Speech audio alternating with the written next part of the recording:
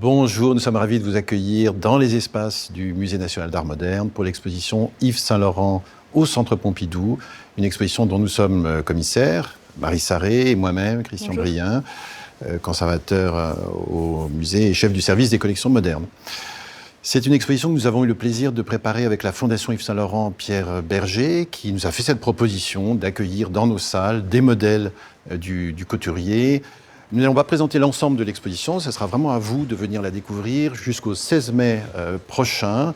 Nous allons vous montrer quelques pièces de cet accrochage. L'occasion de cette exposition, c'est bien sûr les 60 ans, presque exactement, de la première collection d'Yves Saint-Laurent en 1962 et les 20 ans qui nous séparent du défilé d'adieu de Saint-Laurent qui, vous vous en souvenez peut-être, avait présenté un vaste défilé rétrospectif ici même au Centre Pompidou en janvier 2002. Et donc c'est pour nous l'occasion pour la première fois peut-être de montrer des modèles de haute couture au sein même de nos collections. Vous allez le voir, la présentation est très épurée.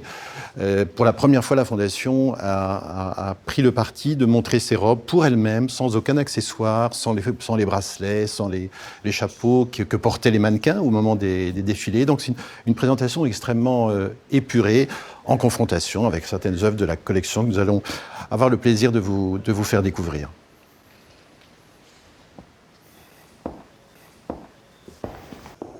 Alors, ce n'est pas la première confrontation entre une œuvre de la collection du Centre et un modèle d'Yves Saint-Laurent.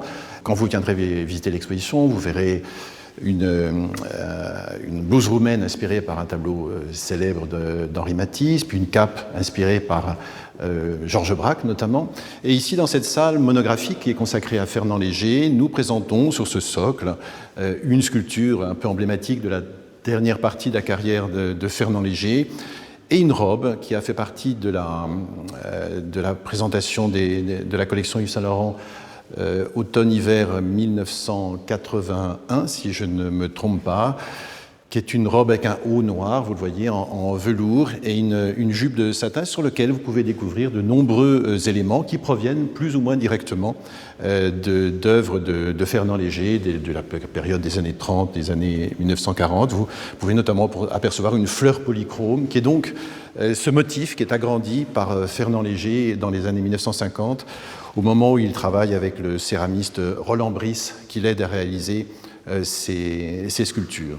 Alors cette robe d'Yves Saint-Laurent est aussi, d'une certaine manière, une œuvre de collaboration, puisque le couturier s'est associé à une brodeuse, André Brossard de Maisret, qui a donc fait ses applications de motifs à la Fernand Léger sur le bas de cette robe. Donc c'est vraiment un cas d'inspiration assez direct du couturier, avec des œuvres non pas forcément de la collection du Centre Pompidou, mais de l'œuvre en général de cet artiste.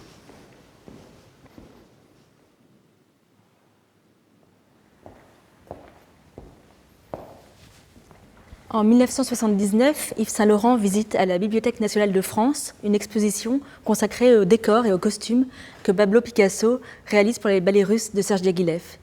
Vous voyez notamment sur cette robe des motifs directement inspirés du costume du prestidigitateur chinois d'un parade réalisé par Picasso en 1917. Mais pourtant, lorsqu'on regarde précisément cette jupe, réalisée là encore en collaboration avec André Brossard de Maisret, Yves Saint-Laurent parle d'ailleurs de peinture à l'aiguille, on se rend compte que les couleurs qu'il utilisait ne sont pas celles de Picasso, mais davantage celles du couple Robert et Sonia Delaunay.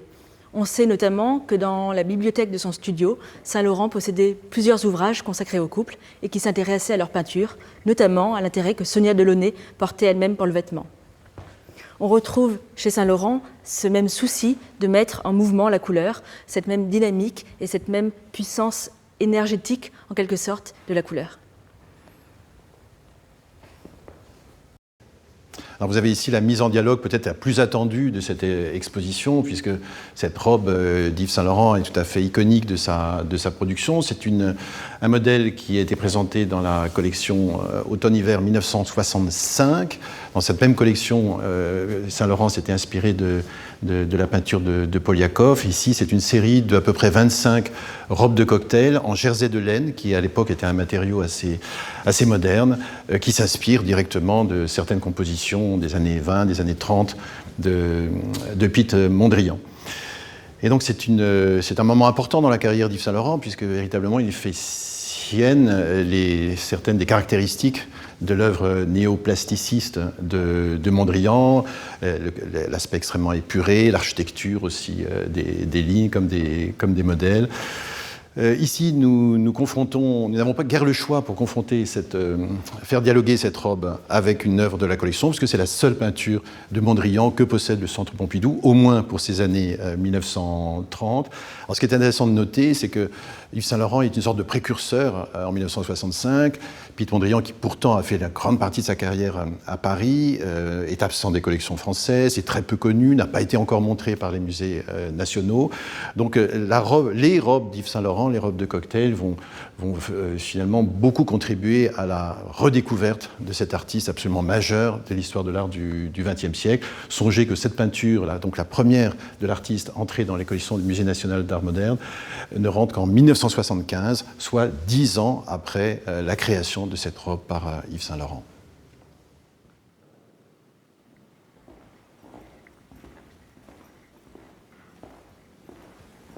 Alors ici, nous présentons un autre modèle emblématique d'Yves Saint Laurent, qui est ce manteau court en renard teint en vert qu'il avait conçu pour la collection printemps-été 1971, une collection importante dans sa carrière, qui portait le nom à l'époque de Libération et qui très vite s'est appelée la collection Scandale, car c'est une collection qui a beaucoup déplu aux chroniqueurs de mode et aux journalistes de l'époque. En effet, Yves Saint Laurent s'inspirait plus ou moins directement de la mode à Paris sous l'occupation, donc un passé qui n'était pas encore passé pour le public français.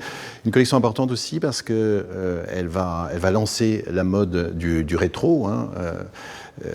À l'époque, Yves Saint Laurent est très proche de Paloma Picasso, qu'il voit beaucoup et qui a l'habitude de s'habiller dans les fripes, et c'est un peu le point de départ de cette collection. Alors nous avons choisi de présenter ce manteau en vis-à-vis avec une œuvre importante de Martial Rice, qui fait partie des Made in Japan, la fameuse série commencée en 1964, et tout de suite le rapprochement saute aux yeux, la couleur verte, qui est assez inusitée d'ailleurs dans la mode, qui est une couleur liée plutôt à la duplicité, et puis le thème de l'appropriation finalement, tout comme Yves Saint Laurent s'approprie la mode de l'occupation, ici Martial Rice s'approprie l'image célèbre de la grande odalisque d'Ingres, conservée au musée du Louvre.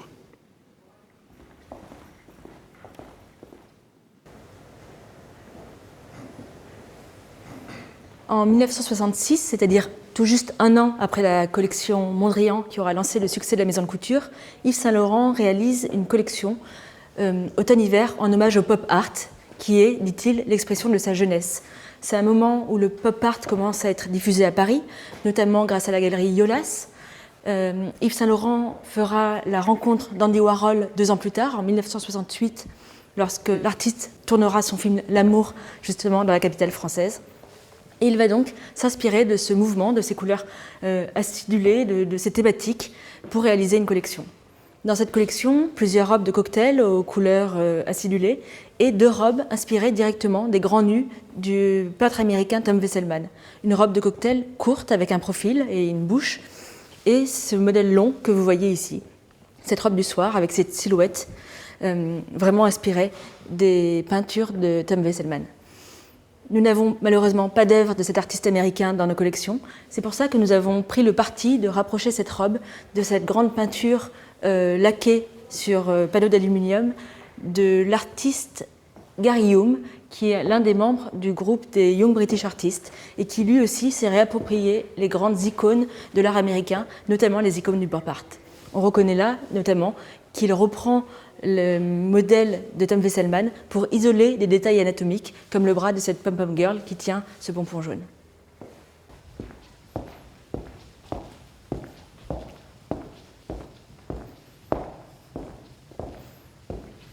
Alors nous sommes là encore près d'un rapprochement subjectif que nous avons décidé. On ne sait pas si Saint Laurent avait à l'esprit la peinture d'Ellsworth Kelly, sans doute pas. En tout cas, ce qui est certain, c'est qu'ils poursuivent un but commun. Tous les deux veulent faire une œuvre qui ne vieillisse pas, qui puisse traverser les temps, c'est-à-dire une peinture éminemment moderne et en quelque sorte l'inverse de la mode pour Saint Laurent. C'est une robe de 1965, la même année donc que la robe Mondrian. Et vous le voyez, elle semble avoir été faite avant-hier. Elle est vraiment d'une modernité incroyable.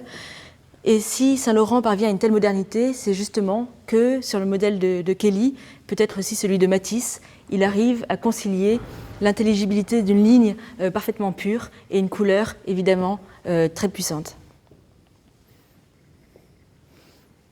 Ellsworth Kelly s'était lui-même intéressé à la mode. Il avait réalisé en 1952 pour son amie Anne Weber une robe inspirée de ses œuvres avec 4 blocs de couleurs, qui sera reprise d'ailleurs plusieurs années plus tard par Calvin Klein et commercialisée. Ici, un dialogue entre l'étoile d'Ethel Adnan et une robe de la collection Pop de 1966. Évidemment, Yves Saint-Laurent et Ethel Adnan ne se connaissaient pas, mais c'est étonnant de voir à quel point ce dialogue fonctionne bien. Il était important pour le Musée national d'art moderne de rendre hommage à Ethel Adnan, cette artiste née à Beyrouth en 1925, peintre, poète, écrivaine, disparue récemment. Vous voyez, ce qu'elle avait ici à l'esprit, c'est bien sûr cette idée d'une abstraction du paysage, avec des figures tutélaires auxquelles on pense immédiatement. Matisse, bien sûr, pour l'hédonisme, mais aussi Klee, Poliakov, peut-être Nicolas de Staël. C'est sans doute les mêmes figures que Saint-Laurent convoque ici, bien qu'encore une fois, il ait à l'esprit surtout les maîtres du pop art, notamment Roy Lichtenstein et ses couchers de soleil, lorsqu'il réalise cette robe pour la collection Pop Art de 1966. Voilà, nous vous avons présenté quelques-uns des modèles confrontés à des pièces de la collection permanente. Nous vous invitons bien sûr à venir au Centre Pompidou pour découvrir les autres pièces de cette exposition, partagée avec d'autres musées ici à Paris. L'exposition dure jusqu'au 16 mai. Vous pourrez aussi y découvrir d'autres pièces comme des photographies, le fameux portrait de Jean Loussieff de 1971 où le couturier posait nu, ou encore une série d'assez étonnants polaroïdes pris par la maison Yves Saint-Laurent au moment des défilés. Voilà, nous vous souhaitons une bonne visite dans l'exposition Yves Saint-Laurent au Centre Pompidou.